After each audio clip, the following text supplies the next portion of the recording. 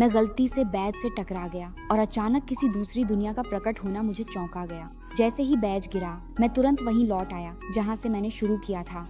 मैंने अपने चारों ओर सभी के अजीब नजरिए को महसूस किया और जबरन मुस्कुरा दिया। हालांकि मेरी नजरें उस बैज पर ही टिकी रहीं। यह सुनिश्चित करने के लिए कि मैंने सब कुछ सिर्फ कल्पना तो नहीं किया, मैंने उसे फिर से सावधानी से छुआ और दुनिया एक बार फिर बदल गई। बैज को पकड़े हुए मैं खड़ा हुआ और खुद को एक फैले हुए गेहूं के खेत के बीच में पाया। इधर उधर देखते हुए मैंने दूर क्षितिज पर कुछ अविश्वसनीय देखा। एक भविष्यवादी हाईटेक शहर उभरता हुआ दिखाई दे रहा था। मेरी जिज्ञासा मुझ पर हावी हो गई, इसलिए मैं उसकी ओर चल पड़ा। लेकिन फिर मैं वापस पुलिस स्टेशन में था। मैंने आसपास पूछा, पर वे मुझे पागल समझ रहे थे। जैसे ही कोई बैज उठाने लगा, मैंने उसे रोक दिया। मैं नहीं चाहता था कि कोई और इसके बारे में पता लगाए। बात सामने आने के डर से मैंने बैज च्युइंगम रैपर में लपेटा और देखा कि पापा दरवाजे पर इंतजार कर रहे हैं। घर जाते वक्त उनके छोड़ते ही मैं उस बैज से नजरें हटा नहीं पा रहा था। मैं सोचता रहा कि इसमें इतनी शक्ति कहाँ से आई। पापा रास्ते भर डांटते रहे, तभी सोचा उन्हें भी आजमाने दूं, पर उनके छूने पर कुछ नहीं हुआ। उन्हें लगा कि मैं बस मजाक कर रहा हूँ। मुझे लगा बैज खराब हो गया है, लेकिन जैसे ही मैंने उसे फिर से छुआ,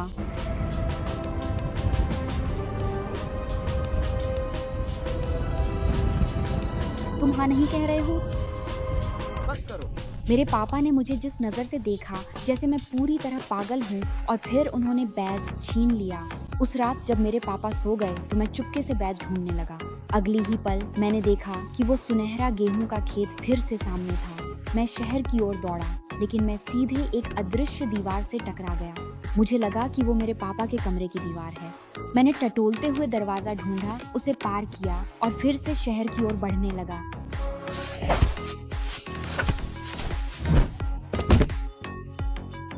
फिर मैं सीधे दूसरी मंजिल की लैंडिंग से नीचे गिर गया। सिर चकराने के बावजूद मैंने हार नहीं मानी। घर छोटा होने से वहाँ घूमना मुश्किल था, तो मैंने बैज को पापा के मोजे में लपेटा और सुबह 3 बजे साइकिल लेकर बाहर निकल गया। जैसे ही मैं सड़क पर पहुंचा, मैंने नीचे झुककर बैज को छुआ। वो अब भी काम कर रहा था। बिल्कुल सही। मैं साइकिल पर चढ़ा और निकल पड़ा। कुछ किलोमीटर बाद मैं एक खाली मैदान पर पहुंचा और फिर से बैज को छुआ। इस बार मैं सीधे हाईटेक शहर के अंदर प्रकट हो गया। हर जगह लोग अपनी पीठ पर जेट पैक बांधकर आसमान में उड़ रहे थे। वाह वाह!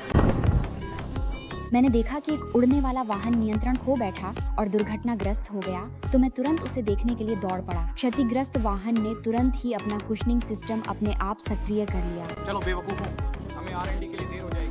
3 युवा लोग अपने साझा उड़ने वाले वाहन को आसानी से रेंटल स्टेशन पर लौटाकर क्लास के लिए निकल गए। कोई बड़ी बात नहीं थी। मैं अपने चारों ओर की तकनीक देखकर दंग रह गया था। और फिर मैंने एक हवा में तैरती हुई ट्रेन को तेजी से गुजरते हुए देखा। असंख्य उड़ती हुई कारें ऊपर आसमान में दौड़ रही थी, और मैंने यहाँ तक देखा कि अंतरिक्ष से आई एक रॉकेट को भी रिकवर किया जा रहा है।